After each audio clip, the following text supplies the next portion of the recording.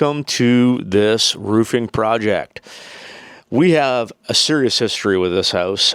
This is probably the most complicated standing seam residential project we've taken on in recent history. If you notice the difference in the color of the asphalt shingles, that'll come into play later. As we demo the shingles, as we remove the shingles, we're applying peel and stick to ensure we're watertight.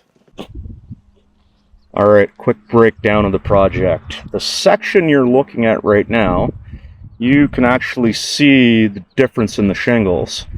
So there was a bit of an addition put on there about 2019, but that section there and this whole piece, this would be part of the original house. And that would have been 1780s approximately, and this chunk was added on in 1910.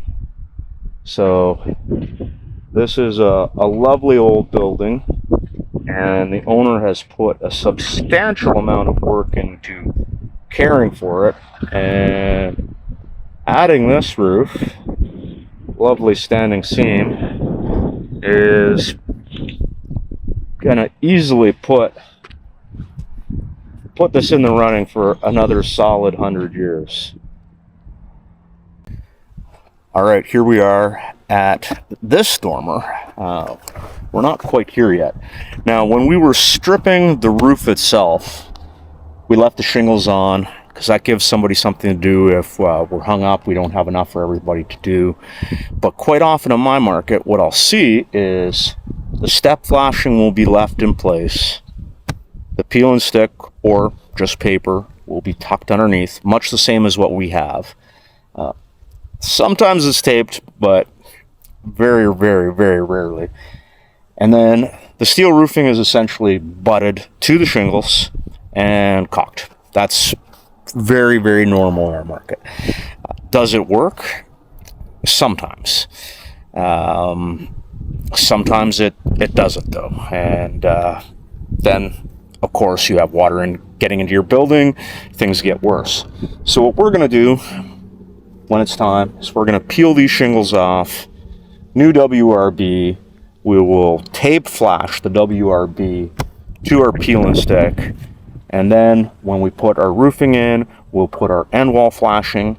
If we have time, we're going to counter flash that so that in 75, 80, 90 years, when somebody has to replace this roof, they're going to be able to do it without touching the siding. If we don't have time, we're just going to put straight flashing. I know that sounds funny, but you have to think of it. You have to think of it in this way. With the particular roof we're putting on, chances are the siding is going to get replaced twice, maybe 3 times in the lifetime of this roof. Standing seam roof, correctly installed, lasts a long time. Should be noted, you can see the cedar shingles deteriorating there.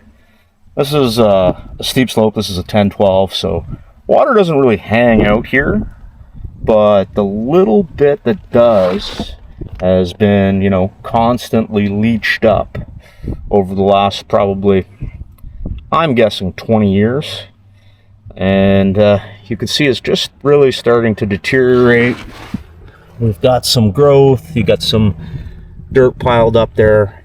Actually, would have been better to get this shot when the roof shingles were still on.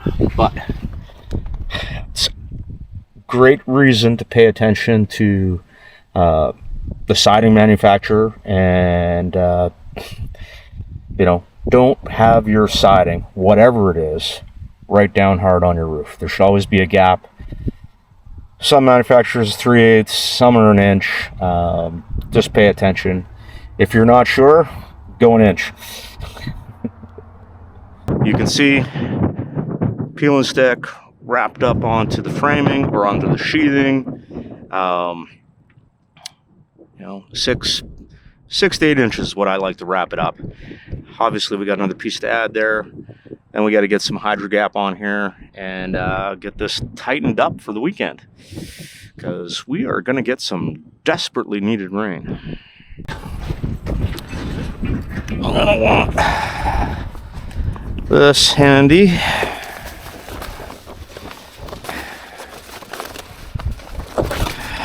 Oh, now this is either going to work extraordinarily well or extraordinarily badly.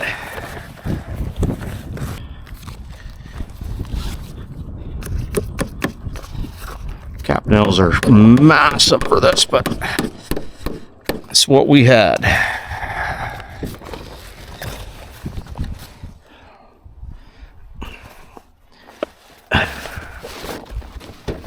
Oh.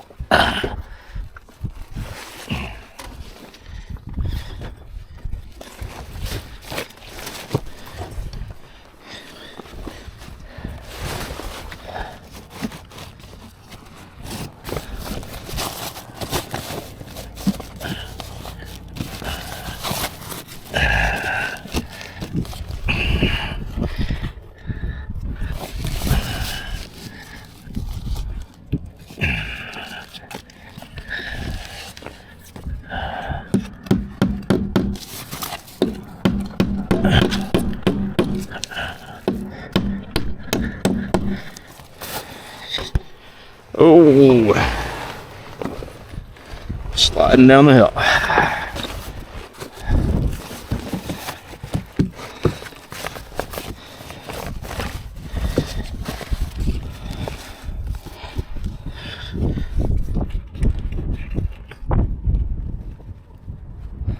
Also, Matt, if you notice, you don't need a whole whack of fancy tools to get your house wrap on.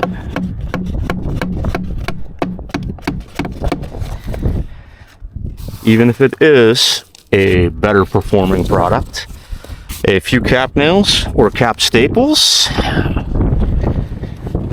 Oh, I'm stuck in a weird spot.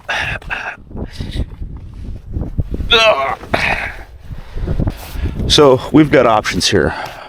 We can add a few more nails, leave lists like this, pop this up, bring our sidewall flashing down on top of it, or we can tape this up right now, know that this and this are 100%, and then tape our sidewall flashing to it after the fact.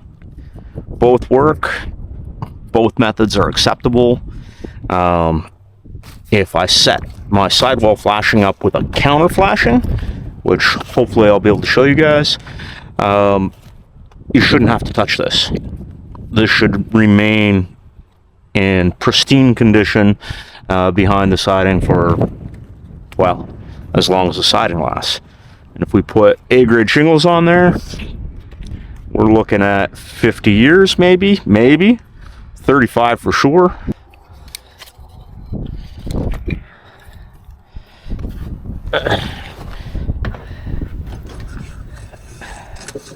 This is one of my favorite tools for cutting house wrap, scissors. Notice the slide and glide there.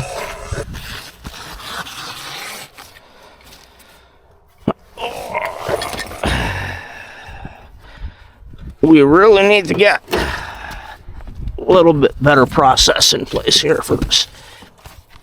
But the scissors are awesome for cutting any type of house wrap. Doesn't matter whether it's good, bad, or indifferent.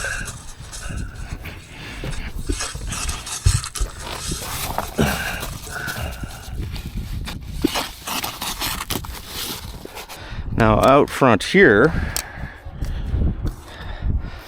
I'm just going to tack this because I'm fairly certain that we are going to have to get back into this.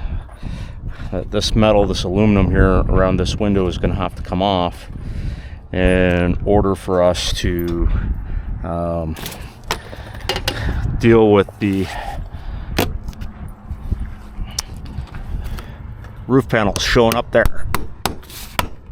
So, all right, with everything trimmed up, We'll see you next time to install the flashing tape.